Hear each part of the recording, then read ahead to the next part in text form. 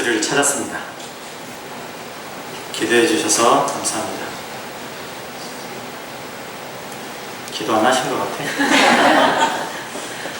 어쨌든 기도를 해 주셔도 되고 안 해 주셔도 되지만 기도하신 분의 덕분에 목소리가 났습니다. 근데 제가 1부, 2부 예배를 드리면서 목소리가 이제 제자리를 찾았기 때문에 끝날 때쯤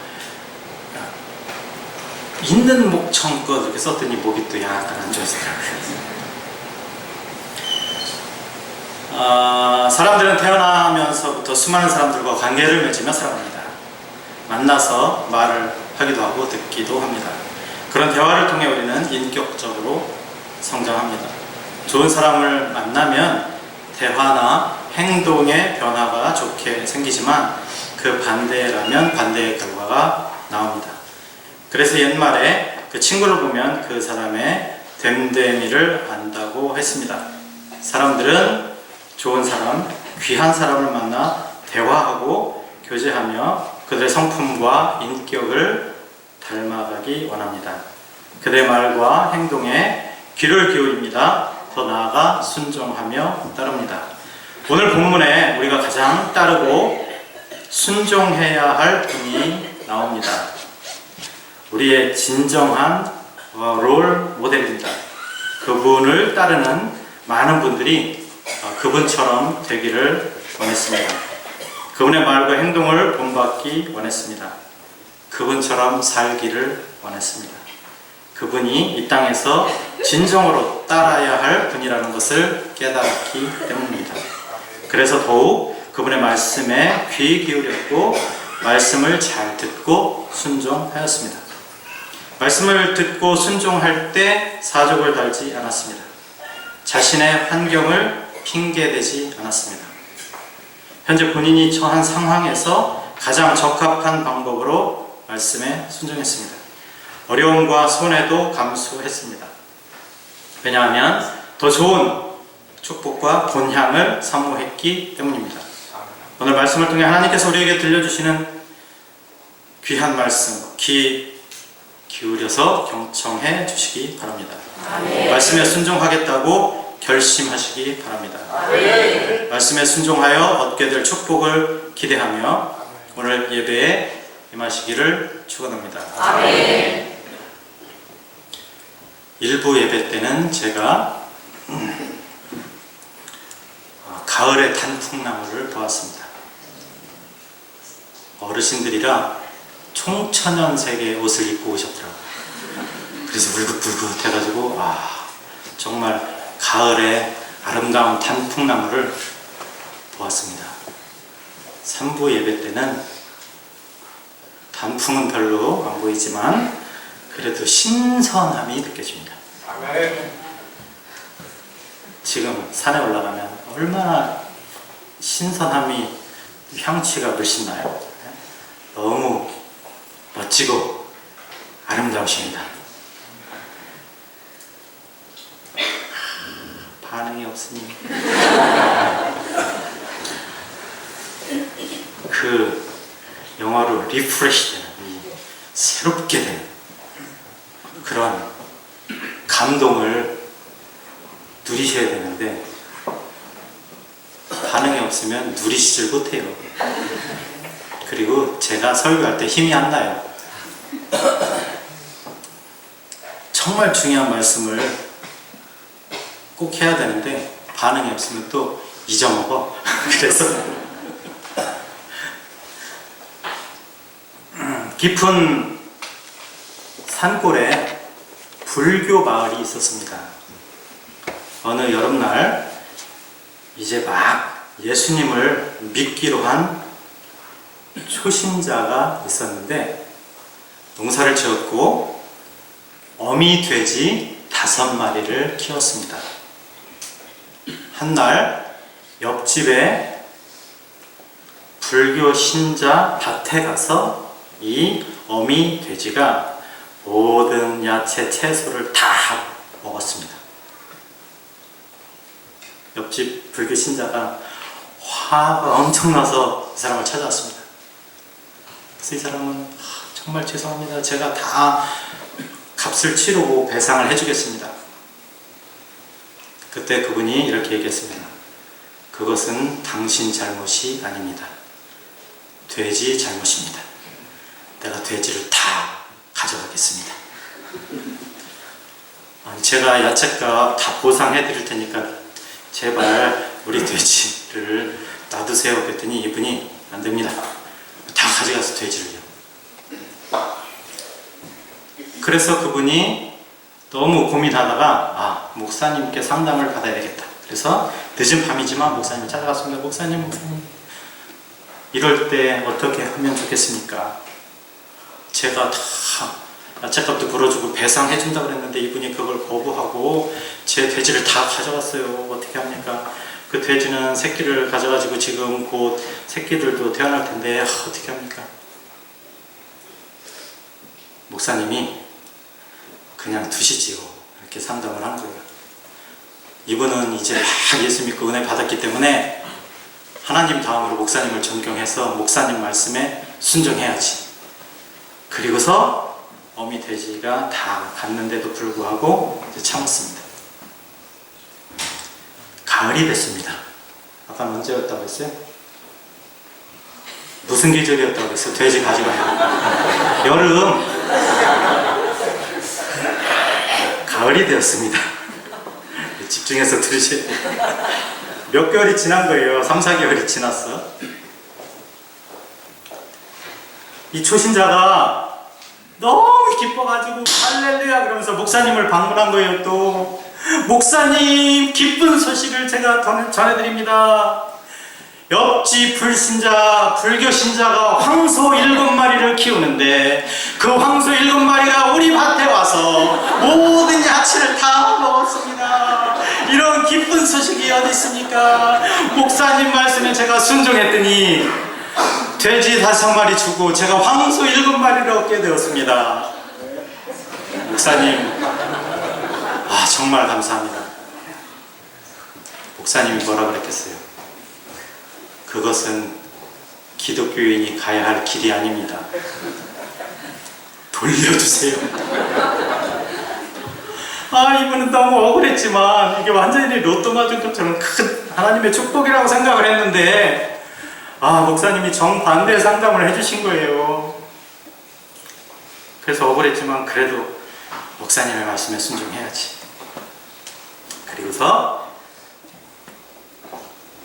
황소 7마리를 받지 않고 다 돌려줬습니다. 며칠 후에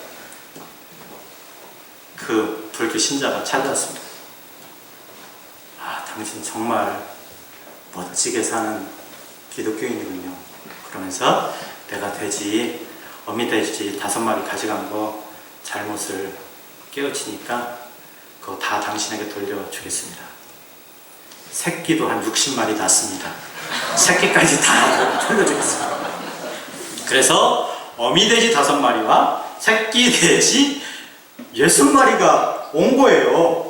한 3, 4개월 동안 이분은 돼지 키울 필요도 없지, 시간 낭비할 필요도 없지, 또 사료줄 필요도 없지, 똥 치울 필요도 없지. 얼마나 3개월 동안 약간 속은 상했지만 주님을 더 가까이 하고 묵상하고 기도하고 그 많은 시간, 그렇게 시간을 보내서 영적으로는 더 성숙했고 그리고 주변 사람들에게 인정을 받았어요.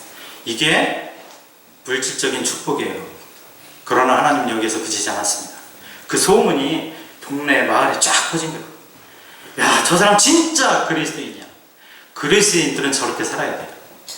나도 그리스도인이 돼야겠다 결심하고 그 다음부터 새신자들이 매주마다 교회로 몰려오게 되었습니다. 교회가 큰 성장을 이뤘습니다. 이 단 한 사람, 그것도 몇십 년 믿은 성도가 아니고 초신자, 이제 막 예수를 믿기로 결심한 사람. 하나님의 말씀, 목사님의 말씀에 순종했더니 교회가 놀랍게 성장하는 그런 결과가 있었습니다. 아멘. 여러분, 여러분의 삶도 이렇게 순수하게 정말 주님을 순종하며 살아갈 때 나뿐만이 아니고 나의 가정뿐만이 아니고 나의 사업, 나의 직장뿐만이 아니고 주변 사람들에게 정말 영향력을 끼칠 수 있는 그런 놀라운 삶을 사시게 될 겁니다. 아멘. 오늘 전할 말씀은 순종을 통한 축복입니다. 축복을 받기 위해서는 먼저 순종해야 합니다. 순종하여 축복받기 위해서는 첫째, 말씀에 귀를 기울여야 합니다. 5장 2절 후반부에 보면 어부들은 배에서 나와서 그물을 씻는지라 라고 기록하고 있습니다. 그 말은 밤새도록 물고기를 잡기 위해 수고했고 이제는 마무리하는 시간입니다. 오늘 일들 다 마쳤으니 이제 정리하고 내일을 도모하자, 내일을 준비하자, 다음을 준비하자는 말입니다. 그래서 그물을 깨끗이 씻고 있었습니다. 사람들은 내일을 살기 위해 오늘을 준비합니다. 다음 기회를 얻기 위해 오늘 열심히 준비하며 노력합니다. 그래서 집안에서는 청소도 하고 빨래도 하고 설거지도 하고 식사 준비도 합니다. 토부도 보면 마감 시간이 되면 청소도 하고 테이블도 닦고 전기도 끄고 문도 잠깁니다. 어제 장말 가족 어린이 대잔치를 하였습니다. 우리 모두는 다음을 기약하며 정리를 했습니다. 청소를 하고 물건들을 옮기고 식사도 하고 교제를 나눴습니다.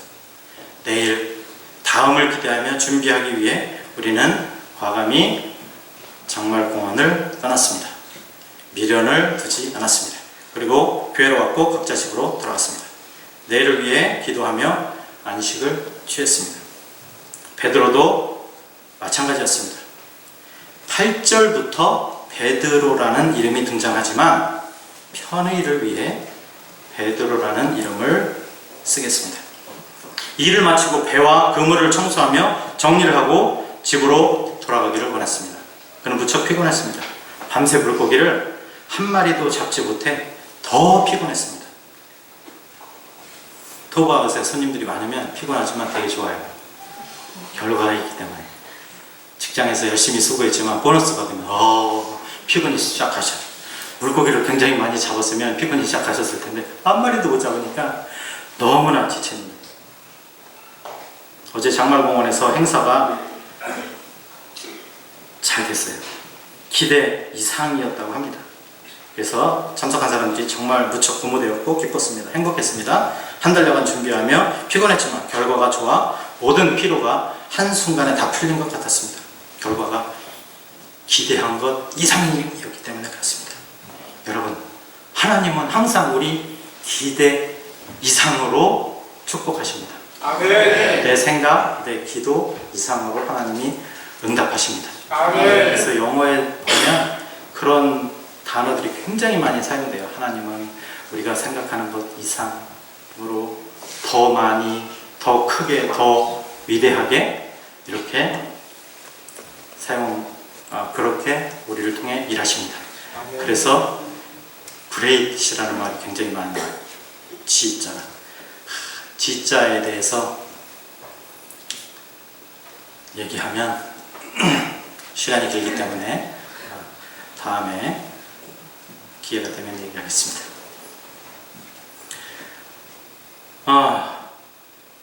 그래서 우리들은 참 기쁘고 행복했어요. 그런데 베드로는 결과가 어땠습니까? 0, 아무것도 없었어요. 그래서 더 피곤했어요.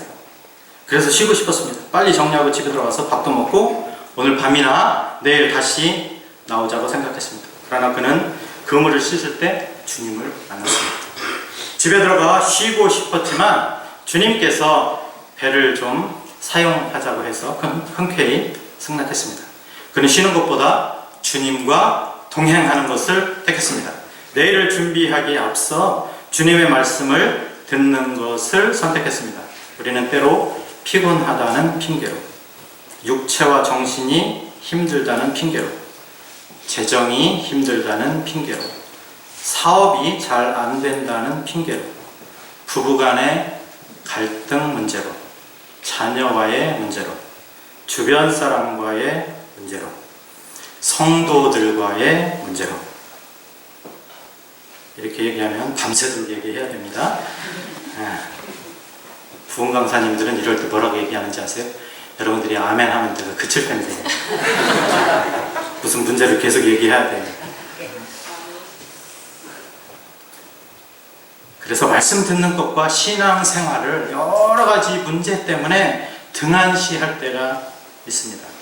그러나 베드로는 그 모든 것을 뒤로 하고 말씀 듣는 것에 우선순위를 두었습니다. 아멘. 그래서 주님의 말씀 듣는 곳으로 갔습니다.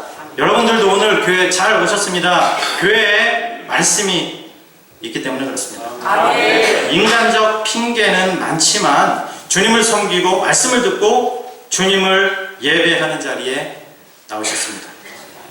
주님의 말씀이 이 시간에 여러분 모두에게 강하게 임하기를 축원합니다. 아멘. 주님의 말씀이 여러분의 생각과 삶과 인격을 치유하시고 회복하시기를 축원합니다. 아멘. 주님께서 가르치시기를 시작하셨습니다. 말씀에 힘이 있었습니다. 능력이 있었습니다. 아멘. 보통의 바리새인들이나 서기관들, 제사장들과의 가르침과는 비교도 될 수 없는 놀라운 말씀이었습니다. 들어보지 못했던 말씀이 선포되었습니다. 주님의 말씀, 능력의 말씀, 사람을 변화시키는 말씀, 새 힘과 권능을 주시는 말씀을 듣는 사람들은 얼마나 기쁘고 행복했을까요? 여러분, 행복하십니까? 아멘. 네. 몇 명이라도 아멘 해주셔서 감사합니다. 마치 하늘에서 보화가 내려오는 것 같은 경험을 그들은 예수님 말씀을 통해서 체험했습니다. 보화보다, 금은 보배보다 더 그냥 위대한, 더 보배로, 더 소중한 하나님의 메시지가 선포됐을 때 그들이 어떤 재정적인 유익을 얻는 것보다 영적인 목말라 있던 영적인 체험이 있기 때문에 너무나 행복하고 기뻤습니다. 여러분, 물질로 우리의 갈증이 해소되는 게 아닙니다. 영적인 갈증은 하나님의 말씀을 들을 때 완전히 해결되는 줄로 믿습니다. 아멘. 그것을 오늘 다 체험을 하셔야 돼요. 하나님, 저 너무나 목말라요. 육체적으로 물 마시면 되죠. 그런데 또 목마르지 않습니까? 하나님의 말씀을 듣고 갈증이 해결될 수 있습니다. 여러분, 정말 경청을 하셔야 돼요. 그래서 한 잔 다 듣고 언제 성령께서 우리에게 임하실지 모르기 때문에 찬양을 하다가 기도를 하다가 말씀을 듣다가 은혜를 받는 그런 놀라운 경험을 체험하시기 바랍니다. 아멘. 주님의 말씀이 보배이고 보화입니다. 주님의 말씀을 제대로 들은 사람들은 변화되기 마련입니다. 은혜를 받기 마련입니다. 아멘. 주님을 위해 살기로 결심할 수밖에 없습니다. 아멘. 여러분 삶에 어떤 어려움과 절망이 있어도 먼저 주님의 말씀을 항상 듣겠다고 고백하며 사시기를 축원합니다. 아멘. 그래서 열심히 말씀이 있는 곳에 오셔야 돼요. 아멘. 교회 열심히 나오셔야 됩니다. 아멘. 아멘. 순종하여 축복받기 위해서는 두 번째로 말씀에 순종해야 합니다. 베드로는 피곤하지만 주님을 따랐고 말씀을 듣고 은혜를 받았습니다. 그것이 다가 아닙니다. 주님은 바로 말씀하십니다. 내가 은혜를 받았다고 하지만 정말 내 말을 순종할 준비가 되어 있느냐고 되물으십니다. 우리는 종종 말씀을 듣고 은혜 많이 받았다고 이야기합니다. 성령님께서 함께 하신 놀라운 예배였다고 고백합니다. 그때 주님께서 말씀하십니다. 내 말을 듣고 은혜 많이 받았으니 이제 내 말에 순종해보라. 아멘. 그러면서 어려운 숙제를 줍니다. 그 어려운 숙제는 인간적인 계산으로는 도저히 이해가 되지 않는 문제입니다. 너무 어렵습니다. 불가능한 일입니다. 불가능을 가능케 하시는 주님을 보여주기 위해 주님은 종종 우리에게 어려운 문제, 불가능한 문제를 내주십니다. 그것이 해결이 되면 불가능한 일을 주님의 도우심으로, 주님 때문에, 주님의 말씀을 듣고 순종했더니 이루어졌다. 불가능을 가능케 하시는 주님을 그때 바라보는 겁니다. 아멘? 아멘. 얼마나 놀라운 일이에요. 사람들은 다 불가능하다고 이야기합니다. 절대 안 된다고 이야기합니다. 그런데 우리 기독교인들은 절대 안 된다는 말이 없습니다. 내 사전에는, 기독교 사전에는 절대 불가능한 주님이 함께 하시기 때문에 그렇습니다. 그래서 주님이 이런 불가능한 일들을 우리에게 한번 맡겨보시는 거예요. 이 사람이 정말 믿음이 있는지 없는지 확인하기 위해서 그렇습니다. 이 문제를 풀지 못하면 다음 문제가 풀리지 않습니다. 한번 순종하지 않으면요, 그 다음부터 순종을 못해요. 불가능한 일인데 어떻게 해? 왜 안 하는 게 낫지? 괜히 시간 낭비, 돈 낭비하고 할 필요가 있나? 이렇게 얘기합니다. 주님께서 베드로에게 말씀하신 거예요. 깊은 데로 가서 그물을 내려 고기를 잡으라. 여러분, 경험이 많은 어부들은 상식적으로 깊은 곳에는 물고기가 없다는 것을 너무나 잘 압니다. 이것은 어부들에게요, 기본이고 상식입니다. 베드로가 갖고 있는 그물도 깊은 물에서 물고기를 잡는 용도로 만들어진 그물이 아니에요. 낮은 곳에서 그물을 던져서 물고기를 잡는 그물이에요. 그물 자체가 깊은 물에 물도 없거니와 물고기도 없거니와 그물 자체가 깊은 물에 가서 그물을 내려서 물고기를 잡을 수 있는 것이 아닙니다. 그러니까 베드로 생각에는 아니 그물도 안 되지, 깊은 곳에 물고기도 없지, 여러 가지로 이건 불가능한 일이에요. 될 수가 있는 일이 아닙니다. 더군다나 낮이었어요. 물고기가 돌아다니는 시간이 아닙니다. 그래서 생각을 합니다. 내가 하나님의 말씀을 듣고 은혜를 받았지만 진짜 말씀을 순종해야 하나 말아야 되나? 피곤한데, 가서 쉬고 싶은데, 가봤자 헛수건데, 될 일이 아닌데, 불가능한 일인데 말씀을 듣고 가야 되나? 고민에 빠지죠, 누구든지. 그런데 인간적 판단으로는 불가능한 일을 베드로는 그럼에도 불구하고 내 상식적으로, 경험적으로 도저히 될 수 없는 일이지만 그러나 내가 예수님의 말씀을 의지해서 한번 해보겠습니다 하고 나아갑니다. 그게 바로 순종이고, 또 순종에는 희생이 따릅니다. 믿음으로 말씀에 의지하여 순종했습니다. 깊은 데로 가서 그물을 내려 고기를 잡으라고 하시기 전에 베드로는 분명히 예수님의 가르침과 말씀을 통해 큰 은혜를 받았습니다. 말씀을 듣고 변화를 받았습니다. 그리고 주님을 믿고 순종하는 것이 축복이라는 것을 깨달았습니다. 그리고 말씀을 순종합니다. 베드로 인생에 있어 전무후무한 물질적 축복을 경험하는 시간이었습니다. 2배 가득 찼잖아요. 베드로가 수십 년 동안 어부하면서 이런 거는 처음 겪는 일이에요. 불가능한 일이었어요. 고기 한 마리도 못 잡는 상황이었습니다.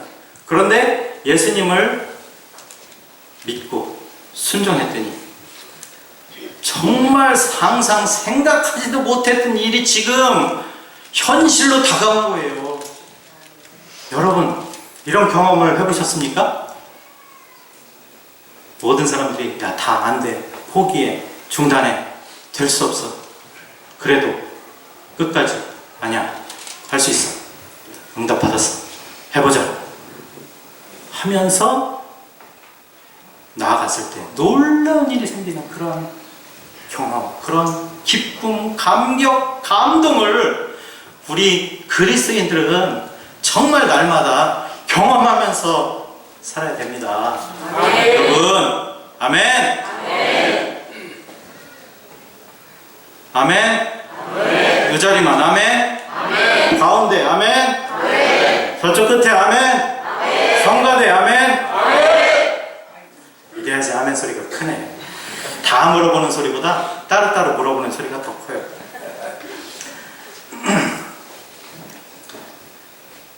우리도 말씀을 듣고 순종하면 베드로처럼 풍성한 열매를 맺을 수가 있습니다. 아멘. 이것이 말씀을 듣고 순종하는 사람들에게 주님이 허락하신 축복의 열매입니다. 아멘. 사랑하는 생문 모든 성도 여러분, 여러분들도 말씀을 듣고 순종하여 하나님께서 허락하신 많은 축복을 누리시기를 바랍니다. 아멘. 원래 진짜 오리지널 메시지는 물질적인 축복에 있는 것이 아니에요. 이거는 비본질적인 축복입니다. 진짜 본질적인 축복은 영적인 축복이에요. 아멘. 하나님이 그 이후에 어떻게 베드로에게 놀라운 축복을 주셨는지를 이제 점점 중반 후반부로 가면 알 수 있습니다. 순종하여 축복받기 위해서는 세 번째로 내가 죄인인 것을 깨달아야 합니다. 아멘. 베드로는 물질적 축복을 받는 순간 죄인임을 깨달았습니다. 그리고 고백합니다. 주여 나를 떠나소서 나는 죄인입니다. 뜨거운 영적 경험을 한 사람들은 누구나 자신이 죄인임을 고백합니다. 능력의 하나님을 경험했기 때문에 그렇습니다. 예수님이 하나님이셨잖아요. 비범한 삶을 사셨잖아요. 그러니까 그 예수님 앞에, 그 하나님 앞에 저는 초라하고 죄인일 수밖에 없는 거예요. 그러니 주님과 나와 함께 하고 있다는 그 자체만으로도 너무 감격이에요.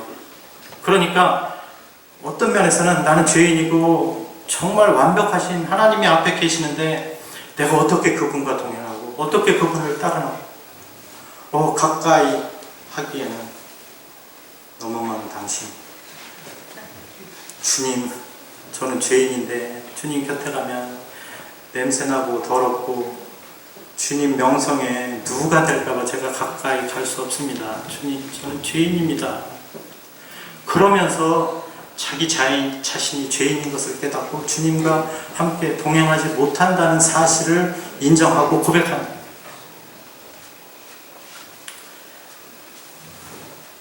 능력의 하나님 만났기 때문에 그렇습니다. 아멘. 예수 안 믿는 사람들은 이렇게 예수 믿으세요, 우리는 죄인이다 그러면 나 죄진 거 없다고 다 이야기하잖아요. 그런데 주님을 만나면 내 죄가 왜 이렇게 많은지 회개하면 눈물 콧물 범벅이 돼가지고 하나님 나 같은 죄인을 사랑해 주시고 구원해 주셔서 너무나 감사합니다. 아멘. 이런 기도 고백이 나오지 않습니까? 아멘. 여러분, 이런 능력의 하나님을 만나셨습니까? 주님을 나의 주인으로 고백하시며 사십니까? 아멘. 지금 베드로가 만나고 경험했던 사실은 그의 또한 무능을 여실히 보여줍니다. 지금 베드로의 어부의 경험이나 상식을 깨는 일이 벌어진 겁니다. 그때 그는 그 사건을 우연의 일치로 보지 않았습니다. 사람들은 종종 주님의 축복을 체험하고도 우연이겠지, 운이 좋았어, 이렇게 말하면서 지나갑니다. 그러나 베드로는 그의 무능, 연약함, 노력의 헛수고 등 자신의 경험이나 이해로 풀 수 없는 일들을 솔직히 주님께 고백하였습니다. 물 깊은 곳에 숨어있는 물고기까지 다 헤아리시는 주님이 전능하신 하나님이라는 것을 알았습니다. 아멘. 주님이 보이면 내가 죄인이라는 것이 보입니다. 아멘. 그때부터 인생이 달라지고 인생 목표도 달라집니다. 8절에 처음으로 시몬 베드로라는 이름이 등장합니다. 그 전까지는 시몬이라는 단순한 이름을 사용하였습니다. 누가의 저서인 누가복음과 사도행전에서 이곳에만 표현된 말입니다. 어부였던 시몬이 제자로 부르심을 받고 사람 낚는 어부가 되는 장면을 표현합니다. 베드로 삶의 중대한 전환기를 맞이하는 표현입니다. 그의 삶의 터닝 포인트인 것입니다. 여러분과 저도 이런 경험이 있었기에 지금 열심히 교회 다니고 봉사하는 줄 믿습니다. 아멘. 우리는 지금도 나의 죄성과 무지를 통해 우리의 생각을 뛰어넘어 역사하시는 주님의 신성을 보아야 합니다. 그래서 오직 주님만이 나의 하나님이라고 고백하며 살기로 결단하여야 합니다. 나는 죄인이고 주님은 모든 지각에 뛰어난 하나님이라고 믿고 실천하며 살아갈 때 주님께서 우리를 더 크고 위대하게 사용해 주실 줄 믿습니다. 아멘. 신앙생활하는데 절대 흔들리지 않고 유혹되지 않는 믿음의 반석이 되시기를 축원합니다. 아멘. 여러분, 베드로가 예수님을 만나고 순종했을 때 반석이 됐어요. 믿음의 반석이 됐습니다. 우리도 예수님을 만나고 말씀에 순종할 때 믿음의 반석이 됩니다. 그러면 절대 흔들리지 않습니다. 유혹에 쉽게 넘어가지 않습니다. 견고하게 서십시오. 아멘. 신앙생활을 계속해서 잘 해나가시기를 바랍니다. 아멘. 순종하여 축복받기 위해서 네 번째는 사역자로 쓰임받는 것입니다. 말씀에 귀 기울여 잘 듣고 말씀에 순종하고 내가 죄인인 것을 깨달은 후에는 주님께서 우리에게 사명을 맡기십니다. 10절에 보면 두려워 떨고 있는 베드로에게 지금부터는 내가 사람을 취하리라 말씀하십니다. 그것이 사역자로의 부르심입니다. 사역자는 주님이 부르십니다. 주님이 부르시고 부르심을 받은 사람이 순종해야 결과가 성공적입니다. 주님이 부르시지도 않았는데 본인이 원해 사역자가 되었다면 둘 중 하나를 선택해야 합니다. 주님의 부르심을 받든지 아니면 사역자의 길을 포기하는 것입니다. 그러나 예수를 믿는 모든 사람들은 하나님께서 분명히 사역자로 부르신 사람들입니다. 구원의 기쁨을 평생 전하며 살기로 결단하고 살아가야 합니다. 성경에는 여러 종류의 사역자들이 있었습니다. 이름이 거론되기도 하고 무명의 사역자들도 있습니다. 목회자도 있었고 평신도도 많았습니다. 설교를 하고 가르치기를 하고 전도하러 다니고 악기를 치고, 그때는 피아노는 없었지만 어쨌든 피아노도 치고 이런 것도 불고 찬양도 하고 중보기도도 하고 금식하고 부르짖고 생활비 전부를 헌금하고 옥합을 깨뜨리고 주님께 새 무덤을 내어주고 이런 일들이 평신도를 통해서 다 이루어진 일들. 이게 바로 사역입니다. 제가 생목교회 남자 화장실에 가면 그 앞에 이런 글이 써 있습니다. 매주 월요일 9시부터 중보기도를 합니다. 여러분의 형편과 사정을 묻지도 따지지도 않고 사랑하는 마음으로 기도의 제목을 하나님께 아뢰입니다. 여러분, 얼마나 귀한 사역이에요. 사명자로 여러분들이 부르셨기 때문에 그런 중보 기도를 하는 겁니다. 그래서 기도가 이루어졌을 때, 가정이 화목됐을 때, 문제가 해결됐을 때 얼마나 기뻐요. 본인도 기쁘겠지만 기도해 준 분들이 더 기뻐하잖아요. 그러나 사역을 하기에 앞서 부르심에 대한 확신이 있어요. 어떤 경우에라도 주님께 순종하고 주님만이 나의 유일한 구세주라는 고백과 순종이 있을 때 우리는 사명자로 부르심을 받아 능력의 사역을 감당할 수 있습니다. 능력의 사역을 성공적으로 하기 위해서는 11절 말씀처럼 모든 것을 버려두고 예수를 따르는 결심과 결단이 있어야 합니다. 주님을 따르기에 걸림돌이 되는 것을 과감히 버려야 한다는 말입니다. 배와 그물은 그들의 직업과 재산을 의미합니다. 그것이 주님을 섬기는데 장애물이 된다면 버려야 합니다. 주님을 섬기는데 사명을 감당하는데 디딤돌이 아닌 걸림돌이 무엇입니까? 여러분들에게 직업 포기하고 재산 버리라는 얘기가 아니고요. 직업도 갖고 재산도 잘 갖고 그것을 통해서 주님 영광을 위해서 더 살라고, 더 주님 더 잘 섬기라고, 또 이웃을 더 잘 섬기라고 허락하신 나의 사역지라고 생각하시면서 직장생활도 잘하시고 사업도 잘하시고 가정에서 이렇게 하셔야 돼요. 그런데 그런 사역을 하는데 장애물이 있습니다. 그것이 영적 게으름일 수도 있고요. 감정 조절을 잘 못하는 것일 수도 있습니다. 정욕과 물질 사랑일 수 있습니다. 하나님보다 세상을 더 사랑하는 것일 수 있습니다. 과감히 버려야 할 것들을 아직 버리지 못했습니까? 복음의 용사로서 달려가기 합당하지 않은 것들을 과감히 포기하는 용기와 믿음이 필요합니다. 아멘. 주님의 말씀을 듣고 순종하여 많은 물고기를 잡은 사건은 단지 물질적 축복만을 강조하는 것이 아닙니다.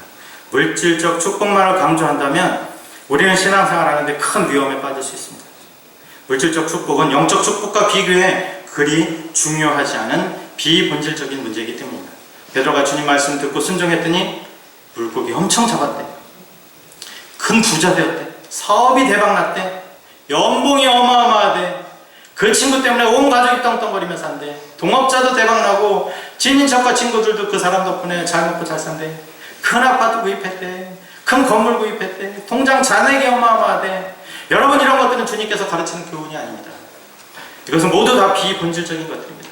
그것도 중요하지만 더 중요한 것을 우리는 잡아야 합니다. 그래서 덜 중요한 것들을 포기하면서 살아야 돼요. 그래서 세상에서 물질의 축복을 누렸던 사람들도, 사업에서 크게 성공한 사람들도 주님의 말씀에 큰 은혜를 받고 부르심을 받았다면 모든 것을 주님을 위해 사용하기로 결심하고 주님의 말씀에 순종하며 산 줄로 믿습니다. 아모레 화장품 강석찬 회장이 있습니다. 만 55 됐는데 그분은 사업을 하면서 지금까지 매월 그렇게 기부를 한다고 합니다. 100억 이상 기부를 했답니다. 지금까지. 그런데 그분은 무슨 말씀하시냐면 죽기 전에 기부하는 것은 아무것도 아니다. 효과가 없다. 매번 꾸준하게 기부를 해야지 사람들이 은혜도 받고 또 축복도 받는 일이지. 그래서 자기는 그냥 꾸준하게 그렇게 기부를 한답니다. 제가 한국에 들어올 때 이제 머물 곳이 없어서, 왜냐면 작년에 머물렀던 곳이 문을 닫았거든요, 선교관이. 그래서 선교관을 찾고 있었는데, 본죽 아시죠? 본죽, 본월드, 본도시락. 그 사장님이 신실한 기독교인이에요. 그분이 운영하는 본월드 미션이라는 곳에서 선교관을 운영합니다. 제가 거기에 지금 머물고 있습니다. 이렇게 정말 기업하시는 분들, 직장 다니시는 분들, 주님을 위해서 헌신하고 봉사할 때에 여러분, 이 암흑과 같은 곳에서 기독교인들이 정말 다 지금 막 요거도 먹고 막 그러잖아요. 그런 곳에서 빛과 소금의 역할을 감당하며 살 줄로 믿습니다. 한 번에 바뀌진 않지만 서서히 기독교인들의 이런 아름다운 멋진 삶이 알려지고 홍보가 된다면 많은 사람들이 기독교에 대해서 보는 눈이 달라질 것입니다. 아멘. 첫사랑을 회복하면, 그래서 빛 대신 주님을 따르며 순종하며 살아간다면 세상은 반드시 바뀌게 될 것입니다. 아멘. 여러분, 구원받은 우리 모두는 천하보다 귀한 존재입니다. 여러분, 한 분 한 분이 얼마나 존귀하고 소중한 분인지 모릅니다. 여러분, 존귀하세요? 소중하세요? 자부심을 가지세요. 정말 소중한 분이십니다. 잘 모르시는 것 같아가지고 제가 알려드릴게요. 알려드리면서 마치겠습니다. 자꾸 산 얘기하는데 산 너머 시골 마을에 아버지와 아들이 살고 있었습니다. 아들이 자랄수록 아버지는 아들에게 더 강팍하게, 더 못되게 굴었습니다. 바깥에 나가지 말고 사람들과 상종도 하지 말라고 했습니다. 조그만 방이 있었는데 그곳에는 세상에 관한 책이 있었습니다. 그 책도 읽지 말라고 했습니다. 깊은 산골에 단 둘이 살고 있었기 때문에 아들은 자라면서 세상이 너무 궁금했습니다. 그래서 아버지가 가끔 3, 4일 동안 자리를 2, 3일이나 3, 4일 동안 집을 비우는 사이에 아들은 세상에 대해서 너무 궁금했습니다. 그래서 책을 읽었습니다. 세상에 대한 궁금함이 그래도 많이 풀렸습니다. 세상이 참 넓고 신기한 것이 많구나. 세상 구경 한번 가야지. 근데 아버지가 무서워서 가지 못했습니다. 어느 날 아버지가 또 집을 비웠습니다. 그래서 용기를 내서 산꼭대기에 올라갔습니다. 산꼭대기에 올라가 보니까 그 앞에 어마어마한 도시가 있는 거예요. 수많은 사람들이 있고 집들이 으리으리하고. 그래서 내가 언젠가는 꼭 저 도시를 가야 되겠다. 집에 돌아왔습니다. 후일을 도모하다가 아버지가 다시 집을 비웠을 때 거기를 갔습니다. 그 도시를 갔는데 말을 탄 병정이 자기에게 막 달려오는 거예요. 그래서 말에 태웠습니다. 너무 무서웠습니다. 아니 내가 혹시 뭐 스파이라고 그래가지고 나 잡아가지고 감옥에 놓거나 뭐 이렇게 하지 않을까? 너무 두려웠습니다. 근데 이분들이 그 아이를 말에 태워서 가는데 가는 곳이 궁궐이었습니다. 왕에게 갔습니다. 그리고 왕 앞에 섰는데 왕이 달려나왔습니다. 그 아이를 안았습니다. 그 아이는 아주 어렸을 때 납치되었습니다. 왕이 자기 친아버지였습니다. 그를 키운 아버지는 백정이었습니다. 그래서 아들을 납치해 가서 키운 거예요. 그러니까 친아버지를 만나지 못하도록 감금 상태로 그 아이를 키운 겁니다. 여러분, 우리는 왕의 아들이에요. 사탄이 우리를 납치했습니다. 세상이 우리를 붙잡아 놓습니다. 그래서 하나님 집에 못 가게 합니다. 하나님 전에 있는 그 영원한 축복과 행복을 가로막고 있는 거예요. 근데 우리는 과감하게 사탄, 흑암의 세력을 물리치고 아버지 집으로 가야 합니다. 돌아온 탕자 그 얘기 아시잖아요. 죄를 지었지만 아버지가 반겼잖아요. 이 아들, 우리의 그게 영혼입니다. 우리는 예수 믿기 전에 사탄의 세력에 굴복해서 그렇게 살았어요. 하나님께 가는 게 때로는 무섭고 두려웠습니다. 왜냐하면 사탄이 그게 다인 줄 알고 그게 제일 힘 있는 줄 알고. 그런데 사탄은 하나님 앞에 무력한 거예요. 아무것도 할 수 없습니다. 우리는 사탄의 자녀가 아니에요. 하나님의 자녀입니다. 아멘. 그래서 하나님 전에 나아가야 돼요. 하나님이 우리를 너무나 반겨주십니다. 그것처럼 우리는 정말 이 땅에서 소중한 사람들인 거예요. 거기에 가서 마음껏 우리는 누리면서 행복하게 살아야 할 권리가 있는 사람입니다. 왜냐하면 왕의 자녀로 우리가 태어났기 때문에 그래요. 하나님의 자녀로 태어났기 때문에 그래요. 그것을 막는 무리들이 있어요. 그런데 과감하게 그걸 떨쳐버리고 하나님 전에 나아가서 주님과 동행하며 영원히 행복하게 기쁘게 즐거워하며 살아야 합니다. 왕의 자녀, 그 권리, 그 자리를 우리가 차지해야 합니다. 여러분, 한 사람 한 사람 얼마나 소중하고 위대하고 뛰어난 사람인지 모릅니다. 그렇기 때문에 하나님이 우리 한 사람 한 사람을 천하보다 더 귀하다고 이야기했습니다. 여러분, 다 천하보다 귀한 분들이에요. 하나님이 피값으로 사주셨기 때문에 그렇습니다. 이 사실을 잊지 말고 늘 위대하게 능력 있게 영향력을 끼치면서 승리하며 이 땅을 살아가기를 바랍니다.